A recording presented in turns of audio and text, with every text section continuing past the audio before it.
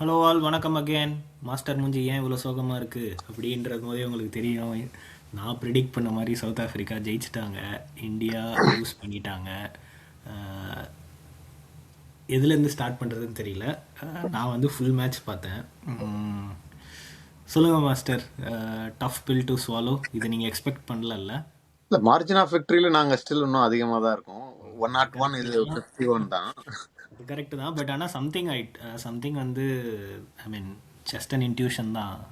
South Africa bounce back பண்ணுவாங்கன்னு தோணுச்சு, அதான் நான் ப்ரிடிக்ட் பண்ணேன். But I never thought like India will lose by like 50+ runs அப்படின்னு நான் நினைக்கல. நீங்கள் சொல்லுங்கள். இந்தியா வந்து சேம் ஸ்குவாடில் தான் போனாங்க, விச் இஸ் ஆஸ் எக்ஸ்பெக்டட் நீங்கள் சொன்ன மாதிரியே. ஆனால் சவுத் ஆஃப்ரிக்கா சேஞ்சஸ் பண்ணாங்க, நம்ம சொன்ன பிளேயர்ஸை எடுத்துகிட்டு வந்துட்டாங்க கரெக்டாக. ஹென்ட்ரிக்ஸ் ஆடினாரு, பாட்மேன். ஆமா ஆமா, எனக்கு தெரிஞ்சு இந்தியாவோட பவுலிங் தான் எனக்கு கன்சர்னா இருந்தது இந்த மேட்ச்ல. ஐ அதாவது டோன்ட் டாஸ் பிளேம் த ஜெயிச்சு இது வந்து பேட்டிங் கம்ப்ளீட்லி. ஓகேங்களா, bowling not up to the mark. Okay. நான் ஃபஸ்ட்டு பிச்சை பற்றி வந்து சொல்கிறேன். நான் வந்து ஃபுல் மேட்ச் பார்த்ததுனால it is a batting paradise. அதாவது இனிஷியல் மேபி ஒரு ஒரு ஓவர் பும்ராக்கு மேபி வந்து ஒரு 2 ஓவர் வந்து பாலில் வந்து something doing just because is Jasprit Bumrah, அதனால் மட்டும்தான். ஸோ பிச்சில் வந்து அதை பற்றி வேறு எதுவுமே இல்லை. ஆனால் வந்து சூப்பராக வந்து நான் சொன்னேன்ல, அதாவது வந்து நீங்கள் வந்து 45 ஆர் 48 ஃபார் 1 விக்கெட் எடுத்து நீங்கள் வந்து கன்சாலிடேட் பண்ணுங்கள், அதுக்கப்புறமா நீங்கள் பில் பண்ணுங்கள் அப்படின்னு சவுத் ஆஃப்ரிக்கா சொன்னேன். Which is what exactly they did. டிகாக்கும் மாக்ரம்லாம் வந்து பார்த்தீங்கன்னா 19 பால் ஆடி வெறும் 11 ரனில் இருந்தார் பவர் பிளே முடியும் போது. பட் ஆனால் வந்து அதை வந்து அந்த ஒரு ஹெண்டை வந்து அவர் வந்து ஹோல்ட் பண்ணிக்கிட்டாரு. ஏன்னா அவருக்கு தெரியும் டிகாக் வந்து அந்த சைடில் வந்து ஃபயர் பவர் கொடுத்துக்கிட்டே இருக்காரு அப்படின்றது தெரியும். அண்ட் டிகாக் வந்து இன்றைக்கி வந்து லெக் சைடை வந்து சூப்பராக டார்கெட் பண்ணி, லெக் சைடு நீ போடுறியா நான் லெக் சைடு அடிச்சிருவேன் அப்படின்ற மாதிரி சூப்பராக வந்து அடிச்சிட்டு இருந்தார். I think they missed a trick. அவங்க வந்து 220 230 கூட போயிருக்கலாம். டெவால் பிரவிஸோட அந்த ஒரு ஃபென்டாஸ்டிக் கேட்ச் வந்து திலக் வர்மா பிடிக்கலனா அது வந்து அவங்க வந்து 230 வரைக்கும் கூடமே போயிருப்பாங்க. But it is a very disappointing bowling performance தான் நீங்கள் சொல்கிற மாதிரி. வருண் சக்கரவர்த்தி தவிர வேறு யாருமே வந்து, வருண் சக்கரவர்த்தியை மட்டும்தான் அவங்க ஆடுறது கஷ்டப்பட்டாங்க எல்லா பேட்ஸ்மேனுமே, ஈவன் டிகாக். ஸோ மீதி எந்த பவுலர்ஸுமே அவங்க வந்து ரொம்ப ஈஸியாக ஆடிட்டாங்க. நீங்கள் சொல்லுங்கள், நீங்கள் பார்த்தீங்களா?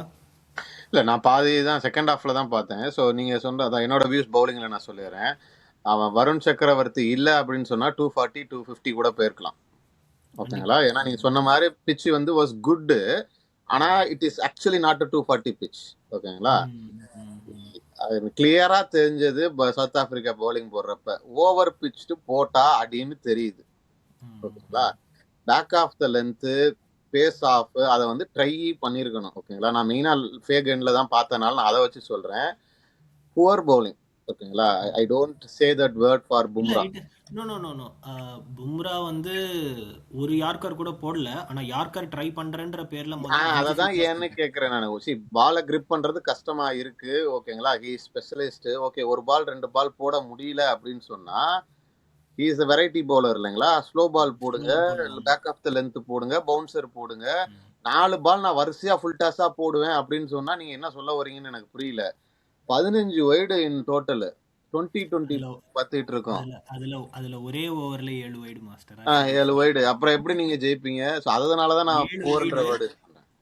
பட் ஆனால் வந்து என்ன சொன்னாங்கன்னா, ஓகே, நான் இதை மறந்துடுறதுக்கு முன்னாடி வந்து சொல்கிறேன். ஐ திங்க் வருண் சக்கரவர்த்தியை மட்டும் நம்ம வந்து சொல்கிறது by of course he did fantastically well. Shivam Dube ரொம்ப சூப்பராக போட்டார். அவர் போட்டிருந்த 2 ஓவர் நீங்கள் பார்த்தீங்களான்னு தெரியல. அதில் வந்து மினிமம் 12 பாலில் மினிமம் வந்து ஒரு ஓவர் ஃபுல்லாகவே ஐடியா பால் அப்படின்வாங்க. நம்ம பின்னாடி இருந்து நம்ம கலி கிரிக்கெட்டில் சொல்லுவோம்ல ஐடியா பால், ஃபுல்லாகவே ஐடியா பால். டெவால் பிரவிஸ்க்கு ஒரு 4 தவிர வேறு எதுவுமே அடிக்கவே முடியல. அவரோட பால் ரொம்ப சூப்பராக போட்டார். நான் எக்ஸ்பெக்டே பண்ணல, ரொம்ப சூப்பராக போட்டார். இப்போது நான் வந்து அர்ஷதீப் சிங்குக்கு வரேன். ஆக்சுவலாக வந்து ஃபீல்டை வந்து ஆஃப் சைடில் செட் பண்ணிவிட்டு அர்ஷதீப் சிங்கை நீ இந்த லைனு இந்த லென்த்து தான் போடணும் அப்படின்னு வந்து கண்டினியூஸாக சூரியகுமார் யாதவ் சொல்லிக்கிட்டே இருந்தார். ஸோ அந்த லைன் அந்த லென்த் வந்து அவர் டார்கெட் பண்ணி போடும் போது which is pressurising him. So அதுக்கப்புறமா பும்ரா போய் சொல்கிறாரு let him like do something what he wants. அவர் வந்து ஃபுல்லர் லென்த்து இல்லை வந்து இது, அதாவது வந்து இந்த ஃபீல்டை நான் அவனுக்கு செட் பண்ணிட்டேன் நீ இதுதான் போடணும்னு வந்து கேப்டன் வந்து ப்ரெஷரைஸ் பண்ணும்போது அவர் வந்து அவர் வந்து 7 வைடு போடக்கூடிய பவுலர் கிடையாது, தெரியும்ல நம்மளுக்கு. வந்து அவர் தான் வந்து நம்ம டெத் ஓவர் ஸ்பெஷலிஸ்ட்டாகவும் வச்சிருக்கோம் T20லான்னு. 7 ஓவர் கிடையாது. அது வந்து ஒன் ஆஃப் டேன்னு சொல்ல முடியாது. பட் ஆனால் வந்து கேப்டன்சி வந்து அப்படி டிமாண்ட் பண்ணும்போது ஐ think he went in the pressure அப்படின்ற மாதிரி தான் கமெண்ட்ரியில் நான் கேட்டேன். அப்படி தான் வந்து எனக்குமே தெரிஞ்சுது. ஓகே. ஸோ இல்ல அதுதான் என்னோட வியூ. வந்து நான் வந்து இப்போ தூபே ரன் கொடுத்துருக்காரு, ஹர்திக் பாண்டியா ரன் கொடுத்துருந்தாருன்னா நான் அவங்கள வந்து இவ்வளவு தூரம் பிளேம் பண்ண மாட்டேன். ஹர்தீப் சிங் அண்ட் பும்ரா வந்து அகைன் நான் லாஸ்ட் 3 ஓவர்ஸ் பார்த்தேன் நான். ஓகேங்களா, பும்ரா இப்படி மோசமான பவுலிங் போட்டு ரொம்ப ரேரா தான் பார்த்திருப்பேன். ஓகேங்களா, கிளியரா தெரியுது பால போட முடியலன்னு. ஹர்தீப் சிங்கும் வந்தவொடனே எடுத்து ஃபுல் டாஸ் போடுறாரு. எனக்கு புரியல, எனக்கு நீங்க எல்லாம் இவ்வளவு நாள் ஐபிஎல் விளாண்டுருக்கீங்க, இவ்வளவு 2020 கிரிக்கெட் விளாண்டுருக்கீங்க, அந்த பேசிக் இது தெரியாதா? அவங்க நல்லா எடுத்தவொடனே புரிஞ்சுக்கிட்டாங்க. ஓகேங்களா, பால் மூவ்மெண்ட் இருந்தது, ஆனா ஃபுல் பால்ஸ் ரொம்ப போடல. பேக் ஆஃப் த லென்த்துக்குமே மூவ்மெண்ட் இருந்தது. அதை ஏன் யாருமே ட்ரை பண்ணலன்னு எனக்கு தெரியல. யார்கர் வரல அப்படின்னு சொன்னா விட்டுருக்கலாம். So I am not happy with India's bowling. I don't put complete blame on batting வந்து இன்னும் கொஞ்சம் பெட்டரா பண்ணிருக்கலாம். பட் ஆனா பவுலிங்ல தான் எனக்கு தெரிஞ்சு இந்தியா இந்த மேட்சை லூஸ் பண்ணாங்க நான் சொல்லுவேன். ஆமா, நீங்க சொன்ன மாதிரி உங்களோட ஸ்டேட்மெண்ட் நான் ஃபுல்லா அக்செப்ட் பண்ணல. It's not a batting paradise pitch, at least இந்த second half when I saw the match. ஏன்னா there was something if you bowl well. அதாவது நான் வந்து பயங்கரமா வந்து மூவ்மெண்ட் அப்படி சொல்ல வரல. நீங்க கரெக்டான இடத்துல போட்டீங்கன்னா கொஞ்சம் கஷ்டம். ஆக்சுவலாக நீங்கள் வந்து அது பேட்டிங் பேரடைஸே இல்லைன்னு சொன்னாலுமே இந்த டார்கெட்டு நீங்கள் வந்து 9th வந்து சிவம் டுபே வந்து ஆடுறாரு, இந்தியா வந்து சேஸ் பண்ணியிருக்கணும்.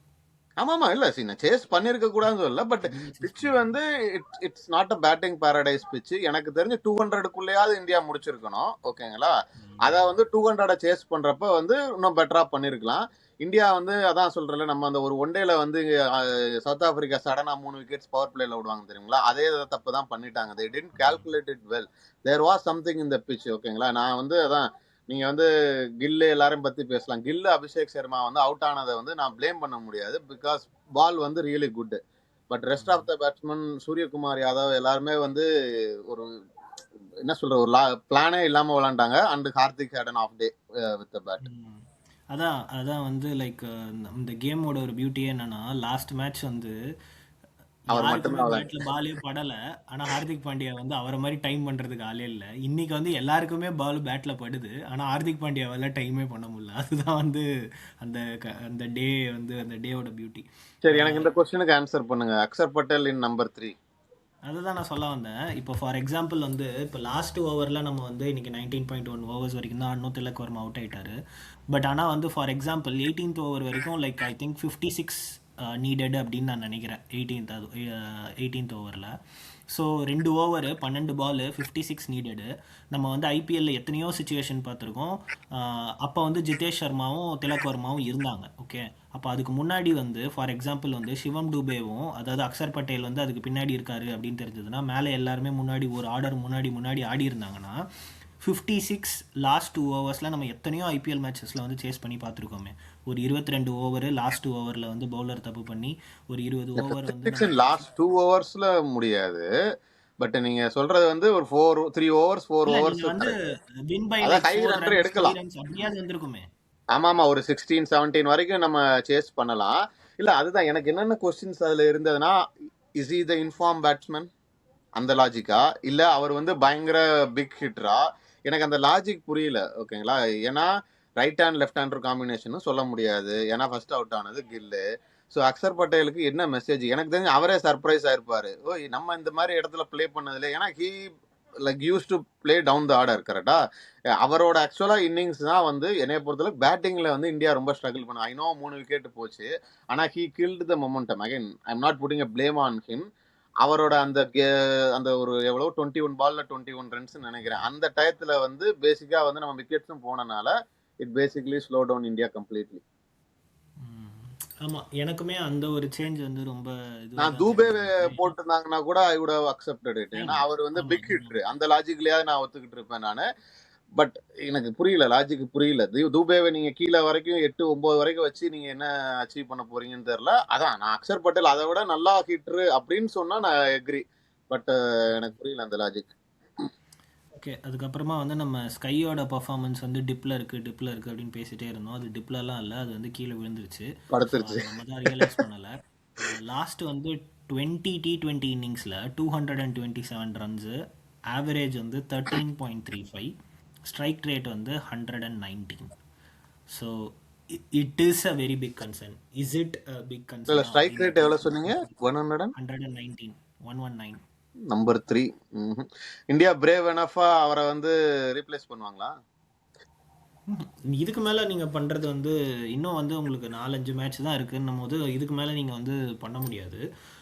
அவங்க அந்த காலை வந்து எப்போ எடுத்துருக்கணும்னா, சுபம் கில்லை வந்து மற்ற 2 ஃபார்மேட்லேயும் வந்து, அதாவது சாம்பியன்ஸ் ட்ராஃபி ஜெயிச்சு இன்ஃபார்மில் வேர்ல்டு நம்பர் 1 பேட்ஸ்மேனாக இருக்கிற ரோஹித் சர்மாவை நீங்கள் கேப்டன்சிலேருந்து வந்து தூக்கிட்டு நீங்கள் வந்து சுபம் கில்ல தான் வந்து ஃபியூச்சர் அப்படின்னு வந்து கொடுக்கும்போது நீங்கள் வந்து இதுக்குமே கொடுத்துருக்கலாம். பட் ஆனால் வந்து ஏன் கொடுக்கல அப்படின்றது வந்து எனக்கு தெரியல. இனிமேல் கொடுத்தா அது வந்து தப்பாக தான் இருக்கும். சுபம் கில்லும் நான் வந்து உங்ககிட்ட ஆஃப்லைனில் சொன்ன மாதிரி எனக்கு கேப்டன்சி கொடுத்தா தான் நான் ரன் அடிப்பேன் அப்படின்ற மாதிரி தான் அவரோட ஸ்கோர்ஸுமே இருக்குது. இல்ல இன்னைக்கு வந்து that was a good ball, ஓகேங்களா? ஜஸ்ட் தட் இல்லை நான் வந்து சுபம் கில்லை பற்றி வந்து எதுவும் சொல்கிறதுக்கு ஒன்றும் இல்லை. It is 2 good balls in 2 innings, அவ்வளோதான். மற்றபடி நான் அவரோட ஃபார்ம் பற்றி நான் எதுவும் பேசுறதுக்கு இல்லை. பட் ஆனால் வந்து நம்பர் 3 வந்து ரொம்ப கிரிட்டிக்கலான நிலைமையில் இருக்குது அப்படின்னு நான் நினைக்கிறேன். It is better Tilak Varma to come at number 3 irrespective of whatever the situation. இல்லை அதான் இன்ஃபார்ம் பேட்ஸ்மேன் வேணும், ஓகேங்களா? சரி, நீங்க சொன்ன மாதிரி என்ன சொல்றது, ஆஃப்லைன்ல சொன்னீங்களா, இதுல தான் சொன்னீங்களா, இந்த மாதிரி பேட்டர்ஸ் வந்து அவுட் ஆஃப் டச் போயிட்டாங்கன்னா அவங்க ரெக்கவர் பண்றது ரொம்ப கஷ்டம், கரெக்டா? பட் திலக் வர்மா வந்து கொஞ்சம் என்ன சொல்றது, டெக்னிக்கலி நாட் லைக் பர்ஃபெக்ட்னு சொல்ல மாட்டேன், at least he has better technique. எனக்கு என்ன சொல்றது, அவரை வந்து 3ல கொண்டு வந்து சூரியகுமார் யாதவுக்கு கொஞ்சம் டைம் கொடுத்தா இன்னும் பெட்ரு. இல்ல எனக்கு என்னன்னா, ஆக்சுவலா வந்து சூரியகுமார் யாதவ் எப்படி இதை ஃபிக்ஸ் பண்றதுங்கிற எனக்கு ஒர்க் அவுட் பண்ண தெரியல. ஏன்னா பின்னாடி வந்தாலும் அவருக்கு சேலஞ்ச் தான். I think he just needs to find form or he needs to take rest, அப்படிதான் இருக்கு. ஆமாம். மேபி கப்புள் ஆஃப் மேட்சஸ் அவர் வந்து வெளியில் உட்காந்து மைண்டை ஃப்ரீ பண்ணிவிட்டு அவரோட கேமை வந்து, ஏன்னா மிடில் ஆஃப் த டோர்னமெண்ட்டில் நீங்கள் வந்து மைனர் கரெக்ஷன்ஸ் இதெல்லாம் வந்து பண்ண முடியாது. அண்ட் நான் வந்து உங்ககிட்ட அந்த ஆஃப்லைனில் சொன்ன மாதிரி Suryakumar Yadav is not a traditional batsman. So traditional batsman இல்லைனா வந்து அவர் எங்கே தப்பு பண்ணுறாருன்னு அவரை தவிர மீதி யாருக்கும் பாயிண்ட் அவுட் பண்ணுறது அவ்வளோ ஈஸியான விஷயம் கிடையாது. ஸோ அதனால தான் வந்து இந்த மாதிரி டிஃப்ரெண்ட் அன்ஆர்த்தடாக்ஸ் பேட்ஸ்மேன்ஸ் எல்லாமே வந்து திருப்பி ஃபார்ம் போச்சுன்னா ரீகெயின் பண்ணுறது கஷ்டப்படுவாங்க அப்படின்னு பார்ப்போம். ஹோப்ஃபுல்லி ஃபார் இந்தியா ஸ்டேக் வந்து Suryakumar Yadav has to click.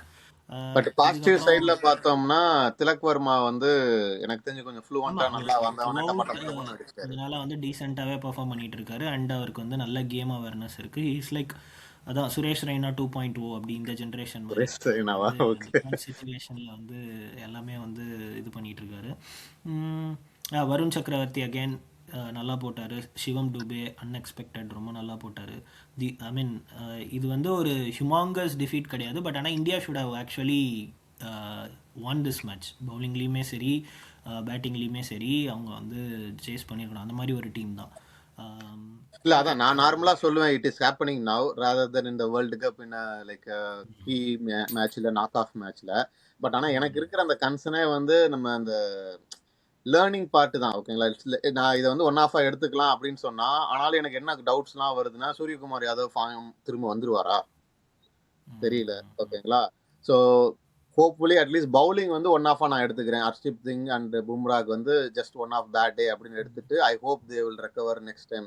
ஏன்னா எனக்கு தெரிஞ்சு ஒரே ஒரு லாஜிக் நான் கொடுக்குறேன்னா, ஹர்ஷ்தீப் சிங்குக்கு வந்து லாஸ்ட் டைம் வந்து ஸ்விங்கு மூவ்மெண்ட் இருக்குன்னு சொல்லி கொஞ்சம் நல்லா கொஞ்சம் பிச்சு ஓவர் பிச்சும் பண்ணிட்டாரு.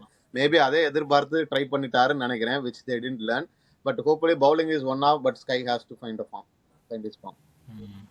ஓகே, தட் பீயிங் செட், இது வந்து ஒரு இந்தியன் ஃபேன்ஸ்க்கு ஒரு disappointing day. On the other hand South Africa they came back in style. So series வந்து ரொம்ப ஆக்சுவலாக வந்து இல்ல அவங்கள பத்தி பேசணும். எனக்கு தெரிஞ்சு டிகாக் வந்து செம்மையா விளையாண்டுட்டு இருந்திருக்காரு. அப்கோர்ஸ் அது ஜிதேஷ் சர்மாவோட extraordinary like smart work that god is. ஆமா, ஆனா அவங்க வந்து அதான் நீங்க நம்ம பேசுன மாதிரி டெம்ப்ளேட் வச்சு கரெக்டா வந்து பிளான் பண்ணி பண்ணாங்க.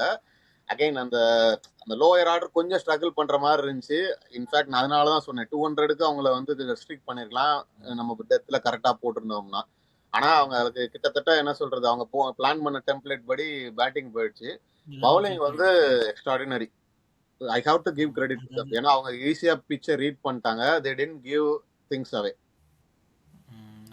அவரு ஸ்டாப் பண்ணிட்டாங்க. ஆமா, அந்த ஜார்ஜ் லிண்டே பவுலிங் பாத்தீங்களா? நான் கண்டிப்பா ஒரு ஓவர்ல ஒரு 3 சிக்ஸ் போயிடும்னு இதுல சொல்லிக்கிட்டே இருக்கு. ஆனா ஹி டிட்ன்ட் விளையாடவே கிவ். முடியல. முடியல. ஏன்னா கரெக்ட்டா கரெக்ட்டா ஒரு லென்த்த வந்து பிட்ச் கரெக்ட்டா ஹோல்டு பண்ணி போடுறாரு. அதுக்கு நமக்கு என்ன சேலஞ்சுன்னா, நமக்கு நெறைய விக்கெட்ஸ் போயிட்டனால, டூ மச் ரிஸ்க்கும் எடுக்க முடியல. கார்த்திக் பாண்டியாவாலயும், திலக் வர்மாவாலயும். ஒரே ஒரு ரிவர்ஸ் ஸ்வீப் தான் அடிச்சாரு. அது 6 போச்சு. ஆனா அவருக்கு விக்கெட்ஸ் ஆல்ரெடி போயிட்டனால, அவர் பக்காவா போட்டாரு. சான்ஸே இல்ல. கரெக்ட்டா அந்த லென்த்த வந்து கொஞ்சம் அந்த ஷார்ட்டா வச்சு போட்ட வந்து அண்டர் த பேட் போகவே முடியல. சூப்பரா பவுலிங் போட்டாங்க. ஆமா. ஆமாம், well plate south Africa. So that being said வந்து 3வது T20 சீரீஸ் இன்னும் இன்ட்ரெஸ்டிங்காக இருக்க போகுது. இந்த சீரீஸ் இன்ட்ரெஸ்டிங்காக இருக்க போகுது. இந்தியா பவுன்ஸ் பேக் பண்ணுவாங்களா, இல்லை வந்து சவுத் ஆஃப்ரிக்கா இல்லை நாங்கள் வந்து திருப்பி இந்த மேட்சை நாங்களே ஜெயிச்சுக்கிறோம் அப்படின்னு சொல்லுவாங்களா அப்படிங்கிறது வந்து நம்ம 3வது மேட்ச் முடிஞ்ச உடனே நம்ம அதை பற்றி பேசலாம். தேங்க்யூ ஸோ மச் ஃபார் வாட்சிங் ஸோ ஃபார். உங்களுக்கு இந்த வீடியோ பிடிச்சிருந்ததுன்னா லைக் பண்ணுங்கள், ஷேர் பண்ணுங்கள், சப்ஸ்கிரைப் பண்ணுங்கள். Until meet you next video. Signing off Vikram and master, thank you.